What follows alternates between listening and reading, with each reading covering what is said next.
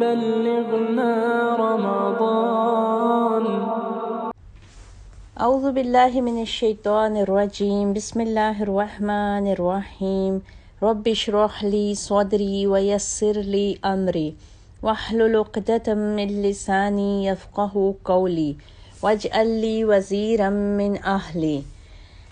رب زدنا علما اللہم فقہنا فی الدین. آمین یا رب العالمین. السلام علیکم ورحمۃ اللہ وبرکاتہ. دورہ قرآن میں آج ہم پارہ نمبر 9 کے مضامین کا جائزہ لیں گے. پارہ 9 میں سورہ اعراف کا بقیہ حصہ ہے اور اس کے بعد سورہ انفال شروع ہوتی ہے. اس پارے کے آغاز میں چونکہ سورۃ اعراف کا ابھی بقیہ حصہ موجود ہے تو آغاز میں ہی اللہ تعالیٰ نے حضرت شعیب علیہ السلام کے واقعہ کو رکھا ہے اور جناب شعیب علیہ السلام کی قوم کے لوگ مال کی محبت میں اندھے ہو چکے تھے اور اس وجہ سے حلال و حرام کی تمیز کو بھلا چکے تھے.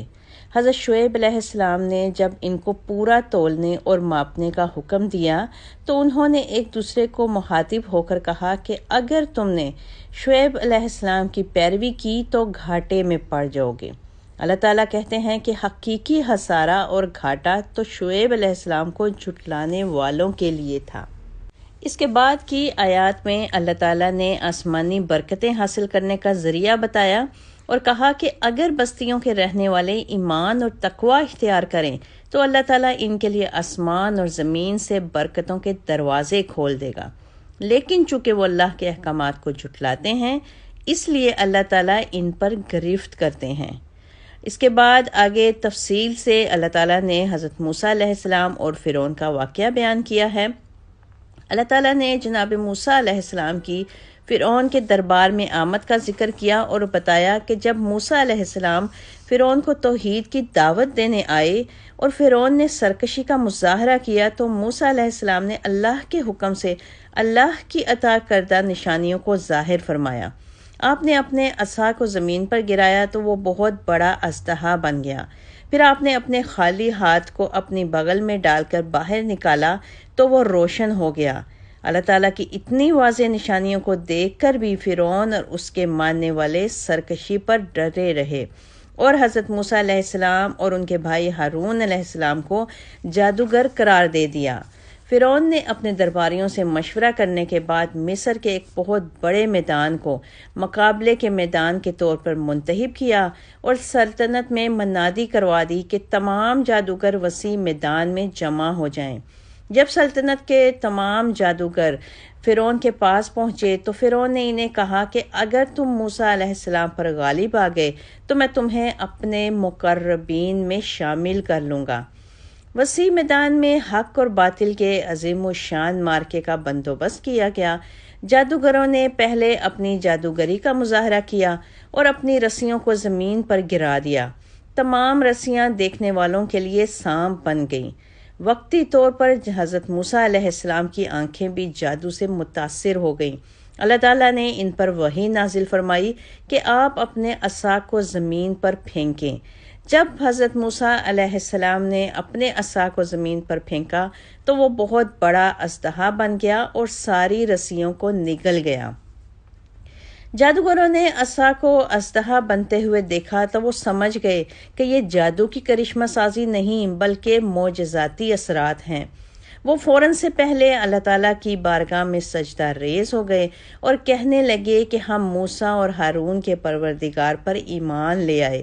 اس سارے منظر کو دیکھ کر فرعون غصے سے آگ بگولا ہو گیا اور بجائے حق کو قبول کرنے کے وہ دھمکیاں دینے پر اتر آیا اور جادوگروں سے کہنے لگا کہ موسیٰ تمہارا ہی بڑا ہے اور تم پہلے ہی سے اس کے ساتھ ملے ہوئے تھے. میں تمہارے ہاتھوں اور پاؤں کو کاٹ دوں گا اور تم سب کو سولی پر لٹکا دوں گا. بچاؤ کی صرف ایک ہی صورت ہے کہ اپنے موقف سے رجوع کر لو. اس پر جادوگروں نے کہا کہ اے فرعون تو ہم سے صرف ہمارے ایمان کی وجہ سے انتقام لے رہا ہے. ہم اپنے پروردگار سے دعا کرتے ہیں کہ ہمیں صبر عطا فرما اور ہمیں اسلام پر موت دے. پھر اس بارے میں اللہ تعالیٰ نے اس بات کا بھی ذکر کیا کہ اللہ تعالیٰ نے فرعون اور اس کے قبیلے پر مختلف قسم کے عذاب مسلط کیے۔ اللہ تعالیٰ نے کبھی پھلوں کے نقصانات کے ذریعے، کبھی خون کی بارش کے ذریعے اور کبھی جوؤں، مینڈکوں اور ٹڈیوں کی بارش کے ذریعے ان پر اپنے عذاب نازل کیے۔ ہر دفعہ عذاب کو دیکھ کر آل فرعون اپنی اصلاح کا وعدہ کرتے، لیکن جب وہ عذاب ٹل جاتا تو دوبارہ نافرمانی پر آمادہ ہو جاتے، یہاں تک کہ اللہ تعالیٰ نے ان کی نافرمانیوں کی سزا میں ان سب کو سمندر میں غرق کر دیا۔ آگے کی آیات میں حضرت موسیٰ علیہ السلام کا کلام الہی سے سرفراز ہونے کا واقعہ بتایا گیا ہے۔ اللہ تعالیٰ نے ذکر کیا کہ حضرت موسیٰ علیہ السلام کو اپنے سے ہم کلام ہونے کا اللہ تعالیٰ نے شرف عطا کیا، اور 40 روز تک حضرت موسیٰ علیہ السلام اللہ تعالیٰ کے ساتھ ہم کلام ہوتے رہے۔ اسی وجہ سے ان کو کلیم اللہ کا لقب بھی دیا گیا ہے۔ اس کلام کے دوران میں جناب موسیٰ علیہ السلام نے اللہ تعالیٰ سے پوچھا، اے پروردگار، کیا میں تجھ کو دیکھ نہیں سکتا؟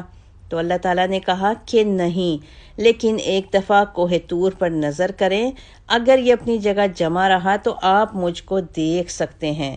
اللہ تعالیٰ نے جب اپنی تجلیات کو کوہ طور پر گرایا تو کوہ طور ریزہ ریزہ ہو گیا اور حضرت موسیٰ علیہ السلام بے ہوش ہو گئے۔ جب حضرت موسیٰ علیہ السلام ہوش میں آئے تو انہوں نے کہا، اے پروردگار، آپ کی ذات پاک ہے۔ اللہ تعالیٰ نے حضرت موسیٰ علیہ السلام کو کہا، اے موسیٰ، میں نے آپ کو اپنے کلام اور رسالت کے ذریعے سے باقی لوگوں پر فوقیت دی ہے، پس جو کچھ آپ کو تورات کی شکل میں دیا گیا ہے اس کو مضبوطی کے ساتھ تھام لیں اور شکر ادا کرنے والوں میں سے ہو جائیں۔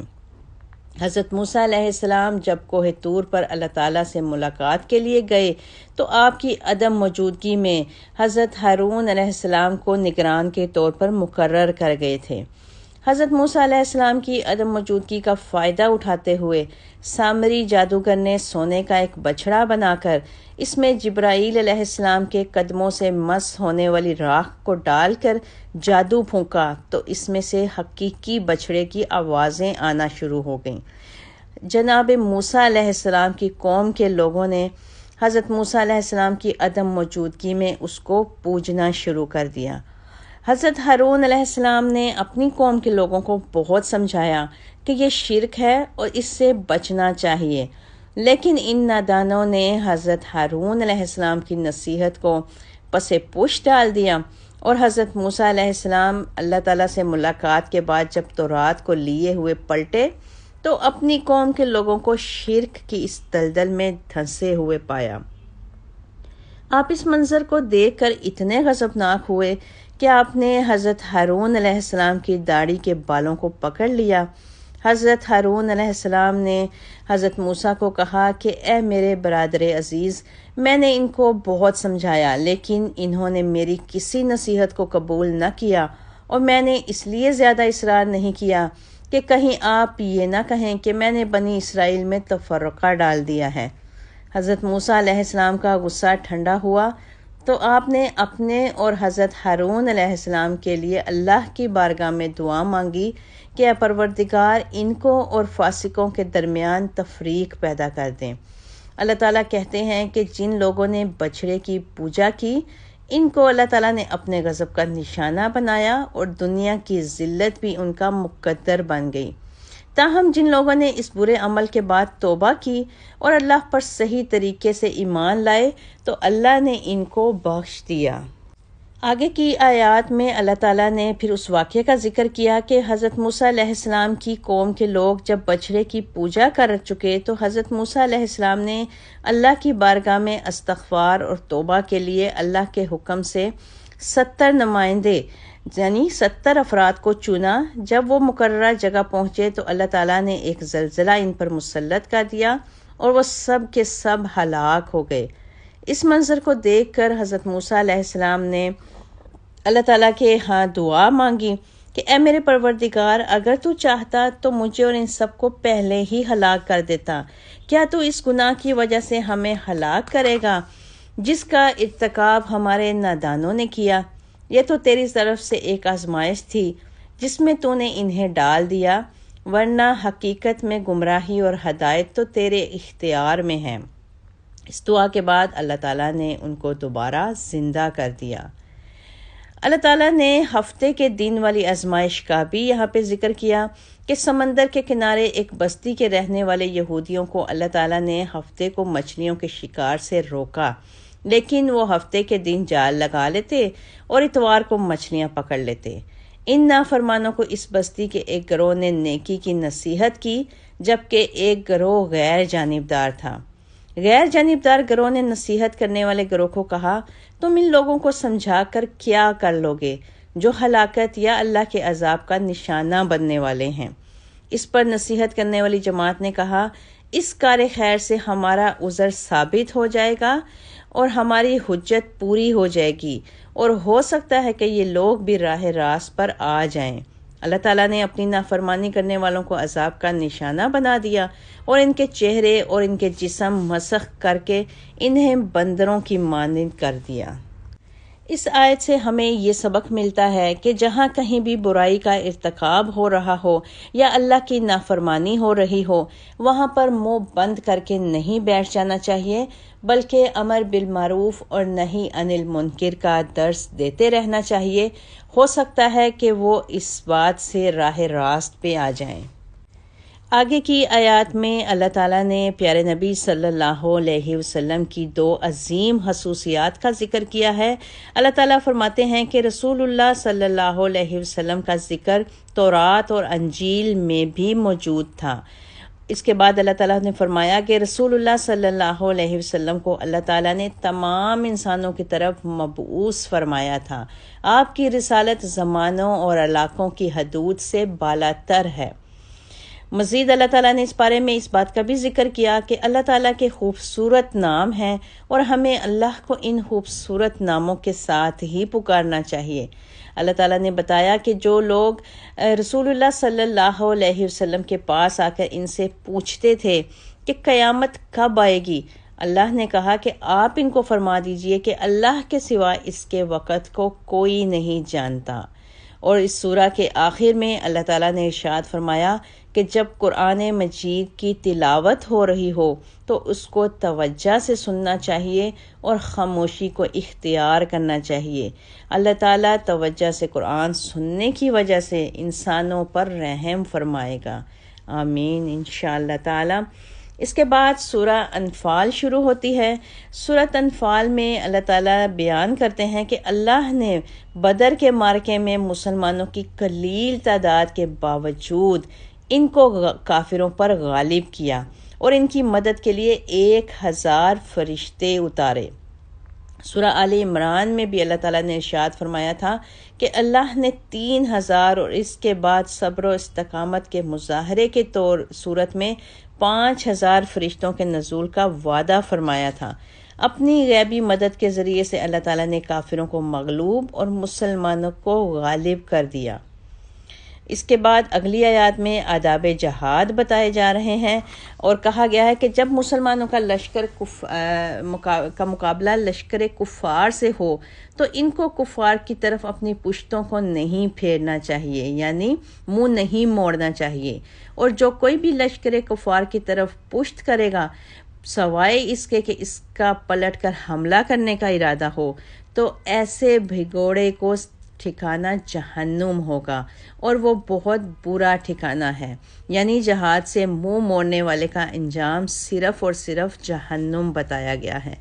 اللہ تعالیٰ نے اس بات کا بھی ذکر کیا کہ اہل ایمان کو جب اللہ اور اس کے رسول بلائیں تو ان کو فوراً ان کی پکار کا جواب دینا چاہیے، اس لیے کہ ایمان والے افراد کو اللہ اور اس کے رسول کی پکار پر عمل پیرا ہو کر ہی اصل زندگی کی ہدایت ملتی ہے۔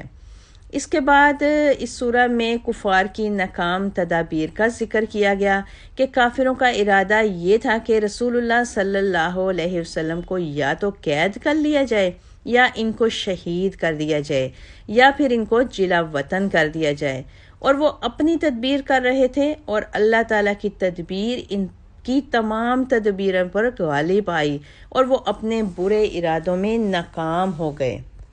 आगे की आयत में अबू जहल की हठ धर्मी का जिक्र किया गया और बताया गया कि अबू जहल ने गलाफ काबा को थाम कर दुआ मांगी थी कि अल्लाह, अगर कुरान हक है तो हम पर आसमान से पत्थरों की बारिश बरसा या हमें अजाब अलीम में मुब्तला कर दे। तो अल्लाह ताला ने अबू जहल को बदर के मैदान में ज़िल्लत आमेज़ मौत से दोचार कर दिया और रसूलुल्लाह सल्लल्लाहु अलैहि वसल्लम और अहले ईमान को फतह याब कर दिया। और आखिर में इस बारे में अल्लाह ताला ने अज़ाब इलाही से बचाव का ज़रिया बताया है और कहा कि जिस जगह पर रसूलुल्लाह सल्लल्लाहु अलैहि वसल्लम मौजूद हों या जिस कौम के लोग इस्तग़फ़ार करने वाले हों, इन पर अल्लाह का अज़ाब नहीं आ सकता।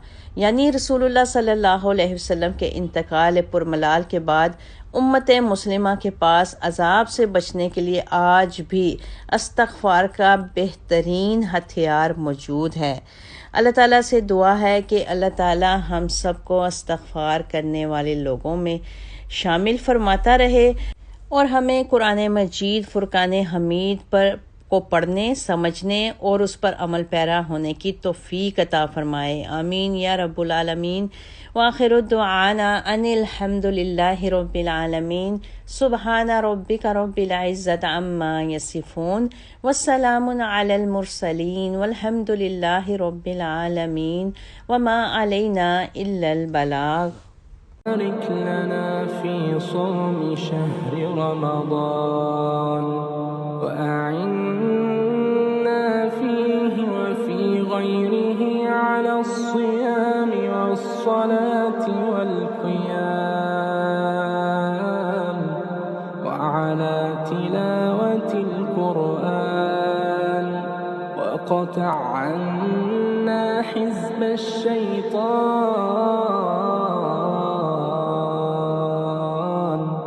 وزحزحنا عن النيران وأمن علينا بالتوبة والغفران والقبول والرضوان. اللهم وبلغنا رمضان. اللهم بلغنا رمضان. اللهم حبب إلينا الإيمان وزينه في قلوبنا وكره إلينا الكفر والفسوق والعصيان. اللهم أسكننا الجنان وزوجنا من الحور العين الحسان وآتنا من كل فاكهة زوجان في دارك دار السلام بمنك وفضلك وجودك وكرمك وإحسان لطفك يا ذا الجلال والإكرام. اللهم وبلغنا رمضان. اللهم وبلغنا رمضان وارزقنا صيامه وارزقنا صيامه وقيامه وإتمامه وقبوله وتوفنا مع الأبرار. اللهم وبلغنا رمضان وبارك لنا فيما تبقى من شعبان وارزقنا صيام رمضان. اللهم وارزقنا صيام رمضان. اللهم بلغنا رمضان أياما عديدة وأعواما مديدة. وصل اللهم وسلم وبارك على سيدنا محمد وعلى آله وصحبه وسلم.